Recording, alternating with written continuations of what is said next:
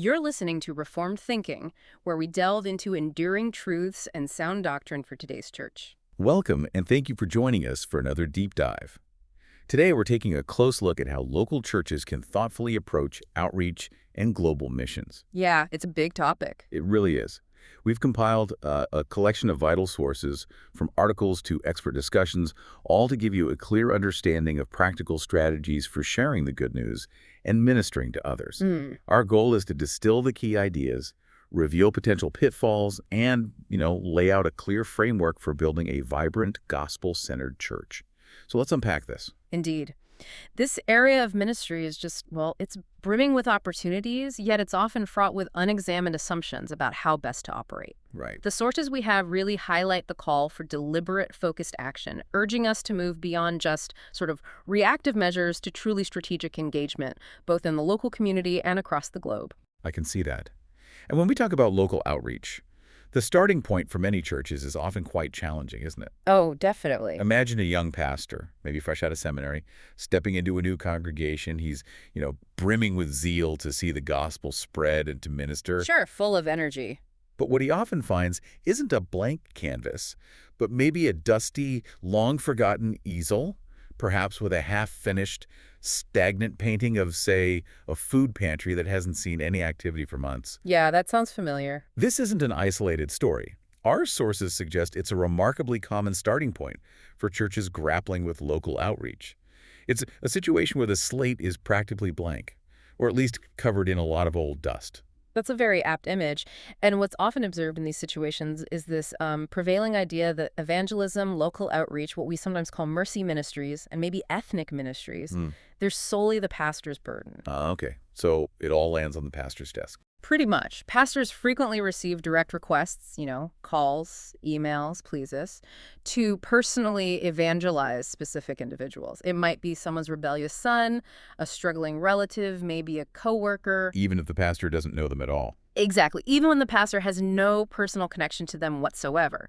The expectation is that the pastor is the designated evangelism specialist for the entire congregation, and sometimes it feels like for the whole town. So the pastor becomes almost like a spiritual emergency service, expected to drop everything and parachute into personal evangelism situations they know little about. That's a good way to put it. And in communities with diverse demographics, this expectation can even extend to specific language skills. Oh, right. Like needing a Spanish speaker. Precisely. A church in a predominantly Hispanic area, for example, might seek a pastor specifically for their Spanish fluency, even if, maybe, no current church members speak that language. The unspoken expectation is that the pastor will single-handedly handle all ethnic outreach and bridge every single linguistic gap.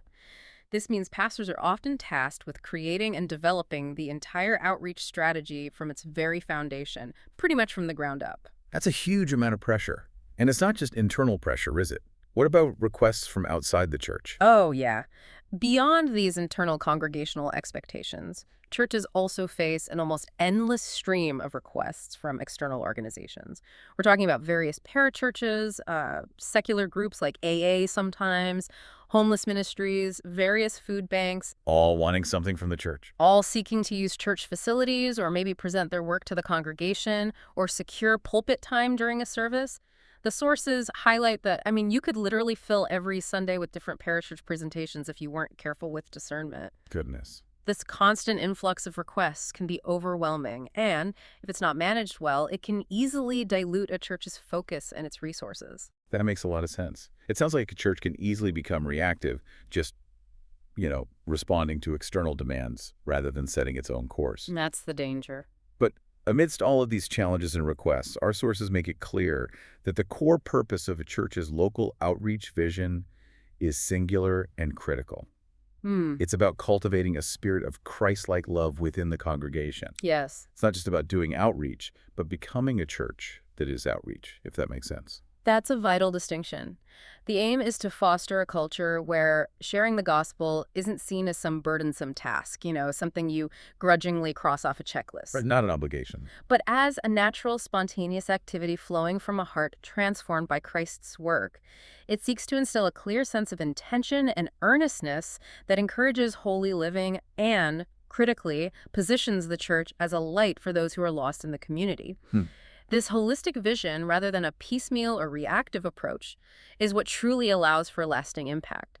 It's about the church becoming a living demonstration of the gospel. And to achieve this, our sources lay out some foundational principles that guide genuine outreach. The first is a really significant one.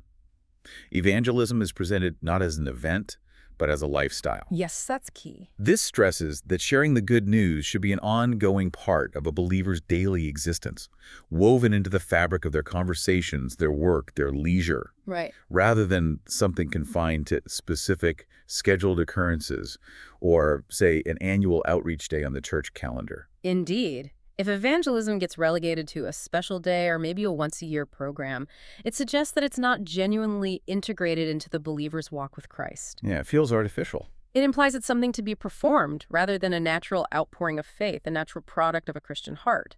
Our sources indicate that when it becomes just an event, it often feels forced, unnatural, and less authentic to both the one sharing and the one receiving the message. It's about recognizing that every Christian, in their daily rhythms, is a living sermon, making outreach less a program to attend and more a life to embody. I hear that. The second principle is a focus on people, not programs. Right. Outreach should center on individuals, motivating people to personally engage in ministries rather than relying solely on church-organized programs. Yeah. This is a critical distinction because it shifts the locus of responsibility from an institution to the individual believer. Precisely. The sources offer a strong critique of an over-reliance on programs, pointing out that while they may be well-intentioned, they can often be ineffective or even, destined for failure. Really? How so? Well, consider a church that launches maybe 5 different evangelism programs in a year, yet individual members rarely share their faith organically in their daily lives. Okay. An excessive number of evangelism programs within a church might actually signal a weakness in its evangelistic health. It suggests that evangelism has become compartmentalized, like at a department, rather than integrated into daily life. The true measure of a church's evangelistic vitality should be assessed by what individuals in the congregation do for outreach, not merely the quantity of organized activities or how full the church calendar looks. So it's about empowering every member. Exactly. Empowering every member to see themselves as an ambassador, not just a participant in some church initiative. That distinction between programs and a genuine lifestyle of outreach is a truly clarifying one. And speaking of programs, it inevitably brings us to the organizations that often provide those programs and frequently come knocking on the church door. Parachurch organizations. Ah, yes, the parachurch question. Let's delve into what they are and why churches engage with them. First, how do we define what a parachurch is? Well, basically, a parachurch is an organization employed by Christian churches to collaborate outside the formal structure of a single local church or denomination. Oh. Their aims are broad, ranging from advancing global missions to addressing social welfare or promoting evangelism. Think of them as specialized entities that can assist churches in broader endeavors, often bringing unique resources or scale that a single church simply cannot achieve alone. So they exist to tackle tasks or needs that a single local church might find difficult or even impossible to accomplish on its own. That's the idea. What are some of the key advantages that come with partnering with parachurch organizations? Well, one major advantage is their capacity to achieve what a single church often cannot. Consider the immense scale of need, like the sources mention the 90,000 homeless individuals in Los Angeles. Wow, that's a huge number. It is. The Union Rescue Mission, a well-known parachurch organization, assists a significant number of these individuals, a task far beyond the capacity of even a very large single church, let alone a smaller one. Right. Similarly, broad campus evangelism, like the work Campus Crusade does, or the pooling of theological scholarship in seminaries, which no single church could possibly host all on its own, these are all examples of large-scale initiatives made possible through parachurch collaboration. Okay. These organizations concentrate resources and specialized expertise to address very specific, often large-scale needs. That makes a lot of sense. They allow for a much wider reach and deeper specialization. Are there other practical benefits for the local church itself? Absolutely. Partnerships with parachurch organizations can sometimes free up local church staff to concentrate on caring for and guiding their existing congregation. How does that work? Well, for instance, if a parachurch expertly handles a large-scale homeless ministry, the church staff can then focus more intently on shepherding their members, discipling new believers, and providing pastoral care rather than managing the daily operations of a complex social service. Okay, that frees up time and energy. It can. There's also a significant liability reduction, potentially. Operating certain ministries, maybe a homeless shelter or a large-scale youth camp, independently can create substantial legal liability for a church. Ah, I hadn't thought of that. Parachurch organizations, with their specific legal structures and insurance, can alleviate much of this risk for the local church. So they also bring a level of specialized training and protection in a way. That's right. They can certainly aid congregational training by providing specialized expertise for training church members in various ministries, such as evangelism. Like specific training programs. Exactly. Think of organizations maybe like Way of the Master, which goes around training local churches how to evangelize. They offer resources or methodologies a pastor might not have the time or specialized knowledge to create from scratch. And finally, for smaller churches, partnering can foster a greater sense of brotherhood and unity within the wider body of Christ. It gives them a feeling of being connected to a broader fellowship of believers and working toward larger kingdom goals, mitigating feelings of isolation that can sometimes arise in smaller, independent congregations. That's a compelling list of advantages that certainly makes the appeal clear. But as we know, not everything is without its drawbacks. Sure enough. What are some of the challenges or maybe dangers that churches might face when engaging with parachurch organizations? Well, the single most critical insight our sources emphasize when considering parachurches is this. While they offer tremendous scale, they demand an ironclad commitment to maintaining the local church's authority. Okay, authority is key. Absolutely. Without that, you're not gaining a partner. You're potentially creating a competitor for loyalty and resources. The core issue, as highlighted in the sources, is often a lack of control. Lack of control. How so? Churches generally cannot direct, manage the finances, or ensure the accountability of the leadership of parachurch groups. This means the ministry operates outside the church's immediate control, I see. which can be problematic, particularly if the parachurch veers off course doctrinally or practically. So, if a problem arises, maybe with finances or conduct, the local church has limited avenues for intervention or even basic oversight. Precisely. There is typically no means for formal church discipline within parachurch organizations. If a Christian affiliated with one mismanages funds or acts improperly, the local church has very limited recourse if that individual is not under their direct disciplinary oversight. The sources cite a striking example of a minister in Albania who actually stated he prefers to hire non-Christians for contract work. Really? Why? Because if they cheat him, he can involve law enforcement.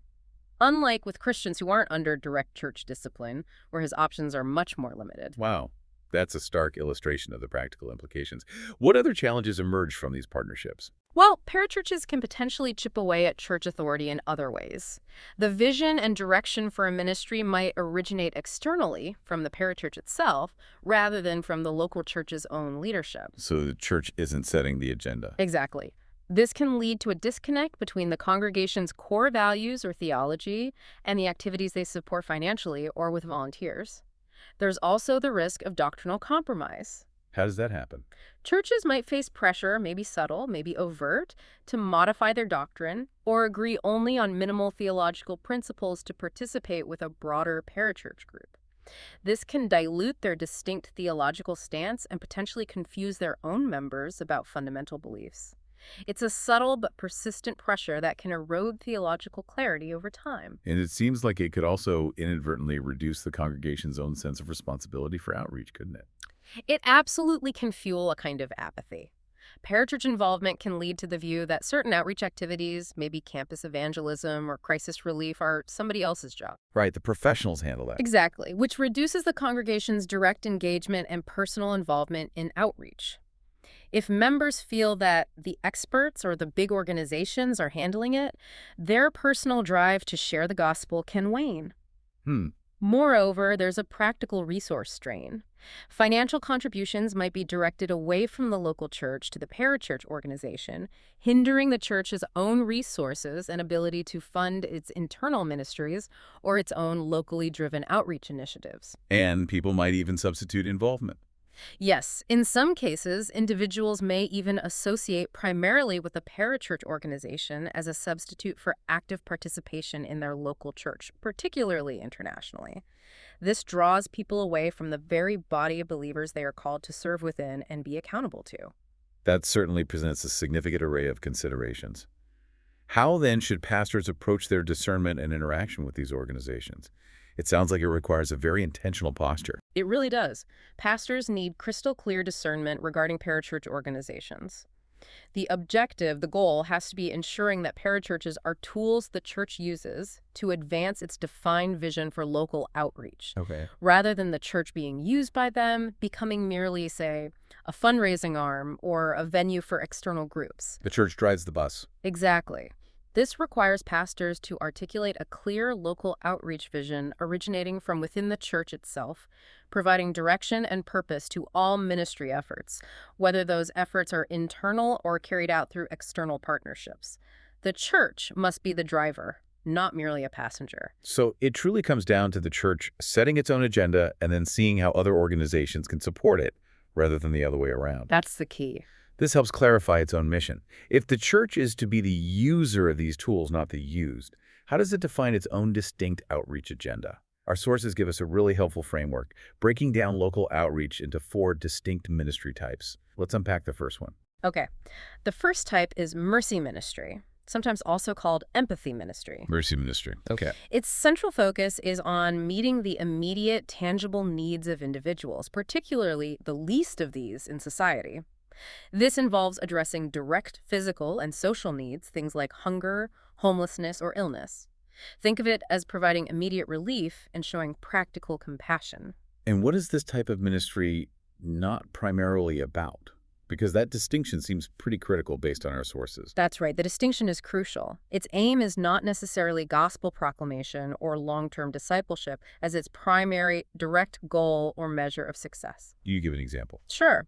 Ministering to non-responsive patients in a hospital may be simply singing or praying for them, or caring for orphans who may not live long due to severe conditions.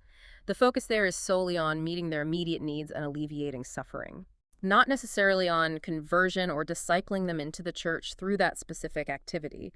The sources are clear that the goal cannot be broad social change, like eradicating homelessness, as these aims are generally unattainable for a single church. Right. The scripture tells us. Exactly. As one source points out, drawing from Scripture, the poor you will always have. Success here is determined by whether the ministry is actually meeting a felt need, not just being superficial or wearing pious clothing without making a true difference in someone's immediate situation. It's about genuine care, not simply a platform for something else. So it's about genuine compassion and meeting immediate specific needs. What are some key considerations for churches looking to engage in such a ministry effectively? Well, first, it must genuinely meet needs. And critically, it needs to be connected to a local church with proper oversight and accountability. Right. Connected to the church's structure. Yes. For instance, partnering with organizations like, say, Children's Hunger Fund during local emergencies like fires or floods allows churches to distribute needed supplies effectively while staying connected to the church's broader mission and pastoral oversight. Okay. Churches should also clearly define the ministry's goal at the outset to determine if it is a sound use of what can be very time-consuming and resource-heavy efforts. Ask, is this specific need the best use of our resources right now? Good question. Also, consider if a need would be better addressed through broader, maybe global missions, or perhaps by another, better-equipped local church closer to the need. An example given is, sending a chaplain 300 miles away versus a closer church handling it more effectively and efficiently. That makes sense. And perhaps most critically, it requires a sustained approach. Avoid those flash-in-the-pan motivations that flare up after a crisis but then quickly fade, leaving needs unmet down the road. And what are some practical examples of mercy ministries that churches might engage in? Well, things like providing food through soup kitchens or maybe food drives, offering clothing to the displaced after a disaster, ministering to orphans or those with terminal illnesses like AIDS. Mm-hmm. Visiting non-responsive wards and hospitals, maybe singing, praying, or reading scripture without expectation of a verbal response outreach at children's hospitals where patients might be too young or too ill for direct evangelism, and ministry in psychiatric wards or rescue missions focusing on immediate comfort and care. The guiding principle is tangible, compassionate action. Okay, that gives a clear picture of mercy ministry. The second type of local outreach identified is excursion ministry. How does this differ, and what's its focus? Right. Excursion ministry is fundamentally distinct from mercy ministry. Its focus is direct gospel proclamation with the clear aim of seeing people brought to salvation and, ideally, added to the local church. So the goal here is conversion and church membership. Explicitly, this is where the verbal sharing of the good news of Christ is paramount, and the desired outcome is spiritual conversion and assimilation into the local body of believers. What are some practical examples of this type of outreach in action? How does this look on the ground? Well, it includes methods like door-to-door evangelism, where the specific goal is to share the gospel directly with households. It also covers ministry at, say, drug and alcohol rehab centers or correctional facilities, Okay. where churches might conduct regular services or Bible studies with the intent of leading inmates or residents to Christ. Community Christmas concerts that specifically include a clear gospel presentation are another example. I've seen those. Sports outreaches, too, like opening a gym for basketball followed by a gospel presentation. Hospital ministry can also be an excursion ministry if it involves inviting patients to church services or engaging in bedside evangelism, asking permission to pray or read the Bible with the clear intent of sharing Christ. And other visitor outreaches, like inviting people who visit the church on a Sunday morning to hear more about the gospel. Grace Community Church, for example, hosts Bible studies for individuals struggling with what they call life-dominating sins like addictions, with the explicit goal of presenting Christ as the solution. So it's about direct proclamation and a clear invitation to salvation. What are the essential components for an excursion ministry to be, well, effective? Good question. First, it must be received by people, meaning individuals in that context are generally open and receptive to hearing the gospel through the chosen method. So context matters. Huge difference. For instance, the effectiveness of door-to-door evangelism varies significantly by community. It may not work well in an area like Santa Clarita, where doors are often slammed shut, but might be very effective in other, more receptive areas where people are genuinely looking for spiritual answers. Right. Second, it must provide a clear opportunity to clearly proclaim the gospel. That is, the message of salvation through Christ's death and resurrection must be articulated unambiguously. And ultimately, it simply needs to be effective in achieving its stated goal of gospel proclamation and conversions. And how do you evaluate that effectiveness? Is it just about counting heads? Not necessarily just numbers, but the key question for evaluation is pretty straightforward. Is it working? Is the gospel being clearly proclaimed? And are people experiencing salvation, showing genuine change in their lives?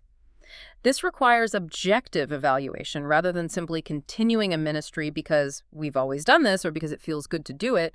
It's not about perceived religiosity or activity levels, but verifiable spiritual fruit, actual conversions, and new members joining the church body. And what considerations or potential pitfalls come with excursion ministry for the church or its members? Well, this type of ministry requires consistent training and teaching for participants.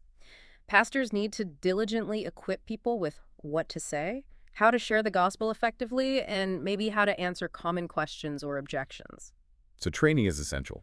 Absolutely. A potential pitfall is that it can, at times, inadvertently foster an if you're not doing this specific thing, you're not evangelizing mentality among church members. Creating tiers of evangelists. Right, which should be carefully avoided. Evangelism is a lifestyle for all believers, expressed in many ways, not just a specialized activity for some who participate in a specific program. So we have mercy ministry focused on immediate physical needs, Okay. and excursion ministry focused on direct gospel proclamation. How critical is it for a church to distinguish between these two? Is it okay to mix them? Well, our sources truly underscore that the most significant distinction between these two types of ministries is their fundamental objective. Mercy ministry targets meeting physical and immediate needs without gospel proclamation as its direct goal or measure of success. In contrast, excursion ministry explicitly focuses on proclaiming the gospel and seeing people saved as its direct goal and measure of success. The desired outcome really drives the design and evaluation. Why is that distinction so valuable for a church to maintain? Maintaining this distinction helps in evaluating the success of each ministry appropriately. I mean, if you don't know the goal, how can you know if you've hit the target? Right. Makes sense. Defining the goal clearly at the outset helps determine if efforts are hitting their mark and where resources should be allocated.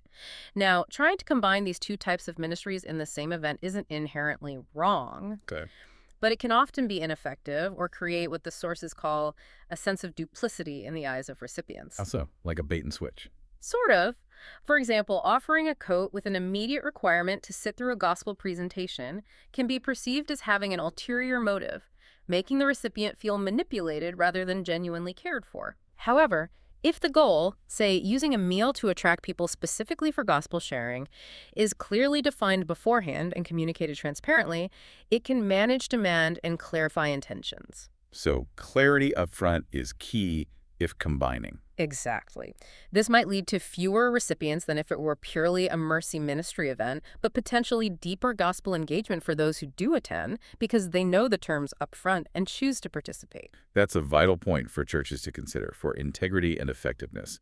Now let's move to the third type, equipping ministry. What's its focus? Equipping ministry centers on training and guiding people from conversion through to church membership, diligently preparing them for ministry and spiritual growth within the body of Christ. So discipleship in preparation for service. Pretty much. It's about discipling believers and readying them to serve God and others effectively within the church and in the world. What are some practical examples of this type of ministry in action? Examples include things like new believers classes. Grace Community Church has a well-known 20-week Fundamentals of the Faith class, which has been noted as very effective not just for discipling new Christians, but also, interestingly, for seeing people come to salvation as they learn foundational truths. Interesting. Baptism ministries are also a part of this, especially when conducted in an evangelistic way, where new believers share their testimonies publicly. Yeah, testimonies can be powerful. Very powerful. It's a compelling tool for those in the congregation who may have built up defenses against sermons. Personal stories often bypass those defenses and speak directly to the heart. Evangelism training classes, like Grace Evangelism, are another clear example, providing believers with practical tools to share their faith. Okay. Additionally, providing gospel resources like website messages or CDs in various languages equips members to share their faith confidently and effectively. It's all about building up the believer. What are the key components and considerations for effective equipping ministry? Well, this ministry absolutely requires qualified and knowledgeable teachers, individuals who are biblically sound and capable of clearly communicating Christian truth. That's non-negotiable. Right, solid teaching. A critical consideration is to ensure this type of ministry doesn't replace normal fellowship and organic growth within the church. It should enhance, not substitute, the natural spiritual development and relationships that occur within a healthy congregation. So it's not just about classes, but integration into church life. Exactly. The goal isn't just knowledge transfer, but spiritual formation that happens best in the context of genuine Christian community. I understand. The fourth category is ethnic ministry, also known as foreign language ministry. What does this involve? This focuses on outreach to communities within the local area that do not speak the primary language of the church. Think of Spanish, Korean, Italian, Arabic, or Armenian ministries operating within an English-speaking church, as is common in diverse metropolitan areas. Reaching specific language groups locally. Yes. The aim is to bridge linguistic and cultural gaps, to reach specific language groups with the gospel right there in the church's neighborhood. What are the core principles for a good ethnic ministry? What should it look like? Well, it must genuinely reach the community it targets, speaking to their specific cultural and linguistic context. And critically, it must be evangelistic. Its purpose has to be bringing people to Christ and into the church from those language groups, ensuring they are not just served tangentially, but actually discipled. This sounds like an area ripe for challenges and potential pitfalls if not handled carefully.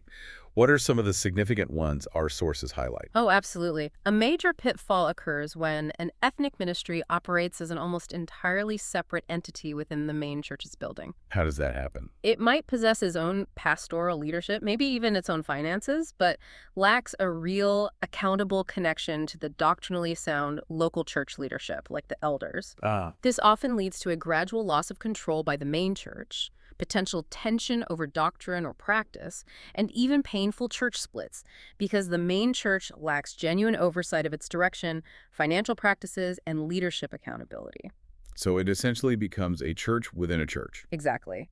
But without the safeguards of full integration and accountability. So it can create a splintering effect rather than a unifying one. Precisely. Another challenge is the often undefined relationship and the substantial resource demands. Churches often desire to start an ethnic ministry without fully grasping the enormous demands it places in terms of time, financial resources, and personal sacrifices from the main church leadership. Hmm. If the relationship between the ethnic group and the main church is not clearly defined at the outset, problems inevitably arise concerning critical issues like membership. Are they members of the main church, the ethnic group, or both? Right. Who's accountable to whom? Exactly. And leadership oversight, especially when significant language barriers exist, and financial arrangements, such as how funds are raised and allocated. This ambiguity can breed misunderstanding and conflict down the line. And I imagine there could be issues of perceived inequality which would create division. That's a very common and sensitive point, yes. Tensions can certainly arise if joint worship services, shared facilities, or even teaching consistently favor the main church's language or culture. Like always translating from English. Right. For instance, if all the songs are in English with only one translated song, or if the English pastor always preaches with translation but never vice versa, it can foster animosity and a sense of being a second-class ministry within the larger church structure. This can lead to resentment and undermine true unity.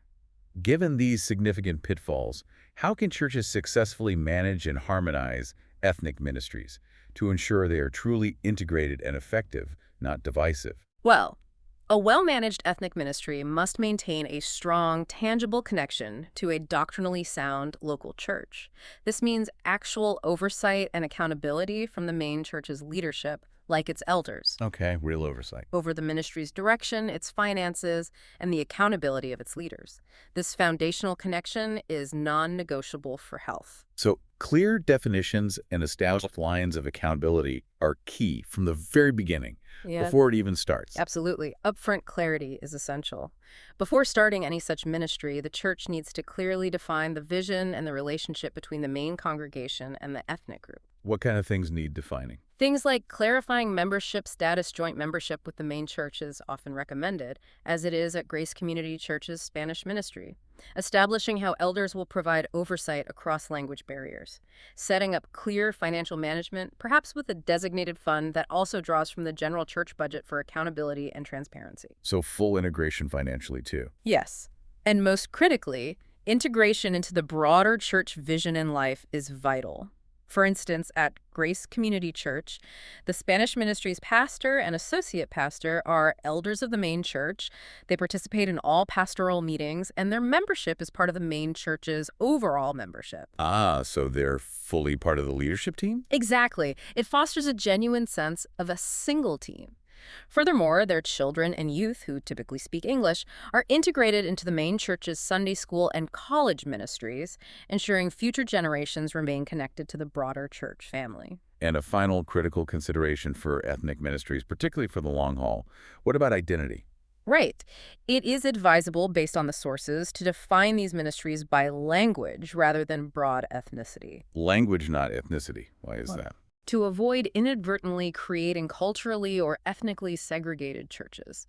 As second generations often become English-speaking and naturally assimilate into the dominant language of the wider church, focusing on language allows for a smoother transition and helps maintain unity. It keeps the focus on the gospel and reaching people across linguistic barriers, rather than creating permanent, separate cultural enclaves within the larger body. We've covered local outreach comprehensively, from initial challenges to specific ministry times. Now, let's pivot to global missions, which also requires thoughtful strategy and, according to our sources, is often done, well, inefficiently. Yes, the global side has its own set of common issues. Our sources point out significant problems with what's often called the shotgun approach to missions. What exactly is that, and why is it problematic? The shotgun approach is regrettably common, especially, it seems, in smaller churches. It basically involves supporting numerous missionaries with small, scattered amounts of money. The classic example is sending $100 per month to 20 different missionaries. Spreading the support very thin. Exactly. And this often stems from what the sources call weird connections, like supporting a missionary who happens to be a nephew's neighbor, rather than strategic planning based on the church's clearly articulated missions philosophy.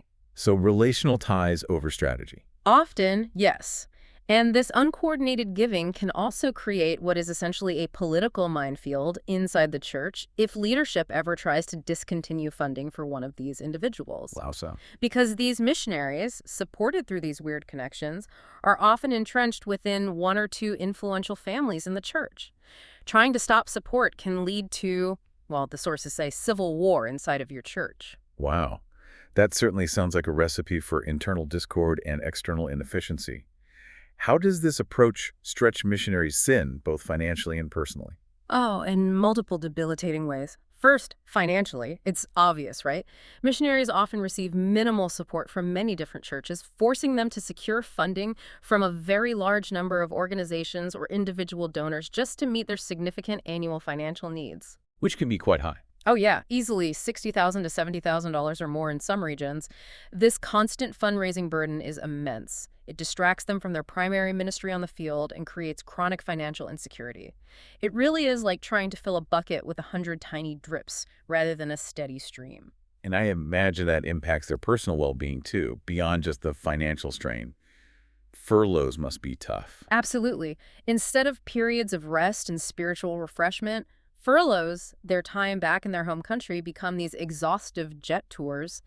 Missionaries have to travel extensively to visit all their numerous supporting churches, giving updates, saying thank you, and basically re-soliciting funds for the next term. That sounds exhausting. It is. Yeah. One example cited in our sources involved a missionary family who literally rented an RV to drive cross-country, visiting dozens of churches. They found themselves needing a vacation after their furlough just to recover from the relentless travel and presentations. And what about short-term teams visiting them? That's another major stressor. They're often overwhelmed by short-term missions, or STMs. Missionaries on the field can be stretched incredibly thin by the constant influx of short-term mission teams arriving from their various supporting churches. Hosting becomes a job in itself. It can become a full-time occupation. Hosting these teams, arranging logistics, housing, transportation, activity, supervising, can redirect the missionary completely from their primary work. Think about it. If maybe 25 out of 100 supporting churches send teams, each for a week or two, the missionary's schedule becomes completely consumed with hosting duties. It takes away valuable time that should be dedicated to their primary callings. So their primary ministry almost becomes secondary to managing all these supporting relationships and visits. Indeed, and it creates significant difficulty meeting major, unexpected needs. When a substantial financial need arises, like needing to replace a critical vehicle for, say, $15,000. Which happens. Right. Missionaries cannot realistically approach any single church that's only providing minimal support for such a large, unexpected request. They simply don't have a reliable, deeply invested source for larger emergency-type needs, leaving them in very precarious situations sometimes. Beyond the practical and financial strain on missionaries, what about the relationship with the supporting church itself? What's lost there in this scattered approach? A huge amount is lost. There's often a severe lack of genuine connection and accountability. Churches and their congregations often have no true personal relationship with the missionaries they support. They don't even know their names sometimes. Frequently, they don't know their names, their families, or what they're actually doing on the field beyond maybe a brief, generic update in a newsletter. This absence of personal knowledge leads to a critical lack of genuine passion, specific prayer, and practical, informed support for the missionaries. The giving becomes an impersonal transaction rather than an extension of the church's active involvement and care. So the missionary is out there perhaps facing really difficult situations, cultural stress, spiritual warfare, practical problems, and they don't have a strong, invested support network from their churches back home providing wisdom or real help. You've hit on a crucial point. They often lack meaningful accountability or a strong support structure. When facing challenges like, say, denominational tension on the field, unexpected house issues, or complex counseling situations. Like the example from Uganda. Exactly. A missionary in Uganda dealing with land disputes or intricate church political issues. They lack a clear source for wisdom, financial help in a crisis, and moral support from partners who are truly financially invested and feel morally responsible for them. This can leave them feeling incredibly isolated, burnt out, and without proper guidance in times of real need. And for the church itself, what does this shotgun approach reveal about their own philosophy of missions? It seems like it implies a broader lack of strategy, doesn't it? Yeah. It absolutely points to a lack of focus, a lack of strategic thinking. Churches adopting this approach often lack a clear philosophy or objective for their missions work. It results in what the sources call a very disjointed approach. Just try and do a little bit everywhere. Pretty much. The underlying aim may simply be to support as many people as possible, perhaps cynically, just to make the mission map look more full on the wall in the church foyer, rather than achieving specific strategic outcomes in a particular region or through a particular method. Without a clear focus, such as on a particular method like church planting or specific geographic location, churches find it challenging to thoughtfully decline various requests. This leads to fragmented resource allocation where their giving is spread so thin it really loses its impact. So it's not just inefficient for the missionary. It's also not truly strategic in advancing the kingdom for the church. Yeah. How can a church, led by its pastor, craft a more focused philosophy of missions to move beyond these problems? Well, the pastor has to formulate and lead the church's philosophy of missions. This is not a task that can just be delegated or left to chance or a committee alone. The pastor needs to own it. Yes. This involves the pastor being actively engaged, ideally by serving on the missions committee, which, interestingly, is often less politically charged in smaller churches, making it an ideal place for the pastor to guide the vision and its implementation without necessarily facing huge obstructions. Okay. So how does this process work? The process really begins with 3 key steps, each building logically on the last. What's the first step in this strategic shift? Step 1 is to choose a method of missions. The church needs to strategically select a specific type of missions work that it will concentrate its efforts and resources on. Like focusing on one kind of ministry. Exactly. This could include church planting, which focuses on establishing new congregations, or maybe seminary training, equipping future pastors and leaders indigenous to a region. It might be mercy ministry on a global scale, addressing widespread physical needs, or street evangelism in specific unreached cities. Other examples? Sure, things like literature production, maybe printing Bibles in underserved languages, or even school teaching at institutions specifically for missionaries' children, which is a vital support role. Okay, so pick one main method. What's the benefit? The benefit here is huge. Choosing a specific method immediately clarifies the church's vision for missions. It helps to focus efforts and resources, and it enables the church to discern which requests to support thoughtfully and which to politely decline because they simply don't align with the chosen method. It provides a clear filter. So it provides that filter, making decisions clearer and less political, perhaps. Yeah. And after choosing a method, what's the next logical step? Step 2 is to choose a geographic location. After selecting a method, the church should target a specific continent, country, or maybe even a particular region within a country for its primary missionary efforts. Focus a location, too. Why? This concentration allows the congregation to become genuinely more engaged and passionate. How?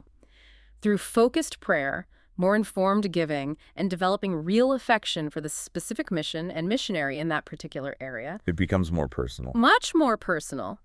Regular updates and personal testimonies from a specific area foster a far deeper connection than a broad, unfocused approach ever could. It also makes it much easier for the church to decline requests that do not align with its chosen focus without feeling obligated or causing offense. Can you give an example? Sure. If a church focuses specifically on church planting in Uganda, a request for a new van for the missionaries doing that work, there is likely to be met with far greater enthusiasm and sacrificial giving than if it were just one of 20 random requests from all over the globe.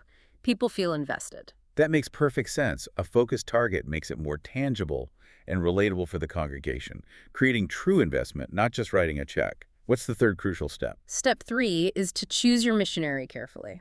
Okay, the person matters. Critically. The ideal approach, and the one that fosters the deepest connection and accountability, is to select a missionary from within the church itself, someone known and trusted by the congregation, perhaps a young person who has grown up in the church and shown godly character and gifting. Sending your own. Exactly.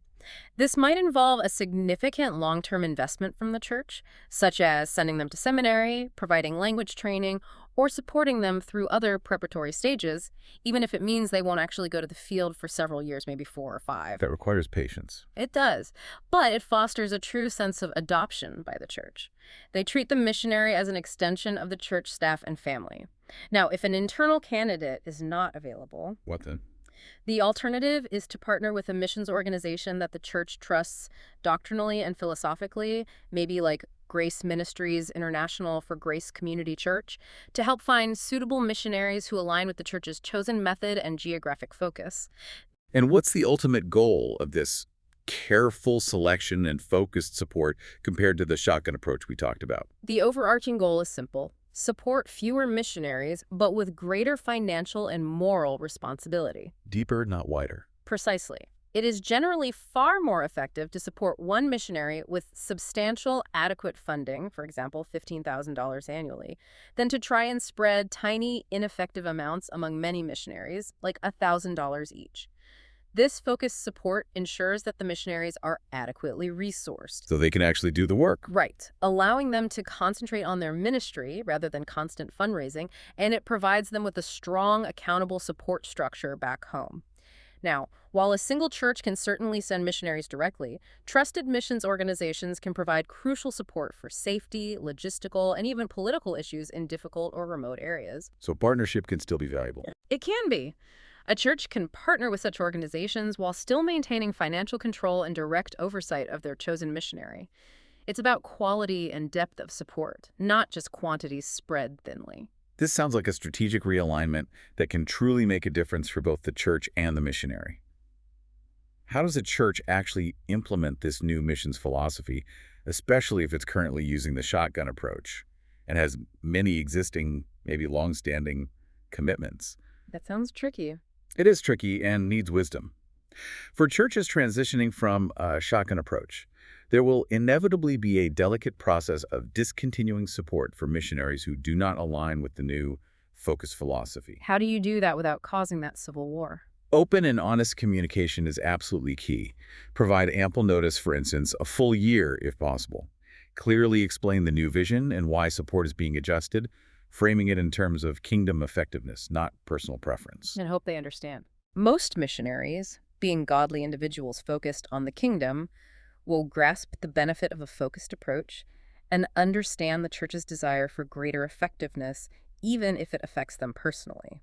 Practical steps include coordinating the end of support with their furlough returns, if possible, to allow them time to find new support while they are stateside. That's considerate. And even offer assistance in doing so, perhaps by connecting them with other churches or organizations that might be a better fit for their specific ministry.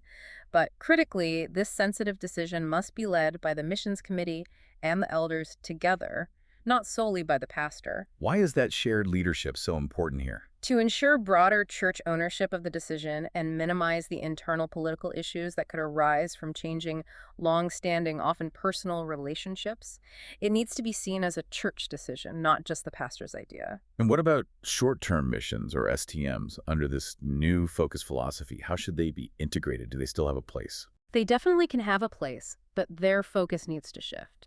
Rather than primarily focusing on providing a heightened religious experience for the participants coming from the sending church. Which is often the implicit goal, right? Often, yes. Instead, short-term missions should genuinely aid the missionaries already on the field. STMs should meet the specific, expressed needs of the missionaries themselves, aligning directly with their long-term objectives and strategy. So the missionary directs the STM's purpose. Exactly. This could mean helping build a needed facility, assisting with street evangelism alongside them under their direction, conducting vacation Bible schools that fit their outreach plan, leading ESL classes if that's a strategic need. Or even playing basketball. Or even, as in the example, participating in unique outreaches like basketball tournaments in Muslim slums, as was specifically requested by a missionary in France ministering in those areas, simply because his local church did not have people who played basketball and it was an in to the community. That's fascinating. The benefit of this approach is immense. It ensures that people's generosity, their time, effort, and money directly aligns with the missionary's actual needs, and it deepens the congregation's connection and passion for missions by allowing them to directly support and participate in the long-term work of their own chosen missionaries. It's fundamentally about serving the mission, not just having an experience. We've seen how churches can move beyond simply reacting to needs, establishing a thoughtful vision for both local and global outreach. By distinguishing between types of ministries, carefully discerning partnerships, and focusing global efforts, churches can truly make a faithful impact for the kingdom. It really comes down to stewarding resources, time, and gospel truth with wisdom, doesn't it? This raises an interesting question for each of us listening. When we consider the breadth of these outreach opportunities we've discussed, what is one area within your own local community, or perhaps a specific global need that resonates, that you could bring before the Lord in focused prayer this week, asking for His grace to move in a tangible way? What a critical question for each of us to consider personally. We hope this deep dive has equipped you with some new ways to think about your church's vital role in reaching the lost, both near and far. Thank you for joining us on The Deep Dive, a program dedicated to looking closely at the truths that shape our lives in the world. We look forward to our next conversation.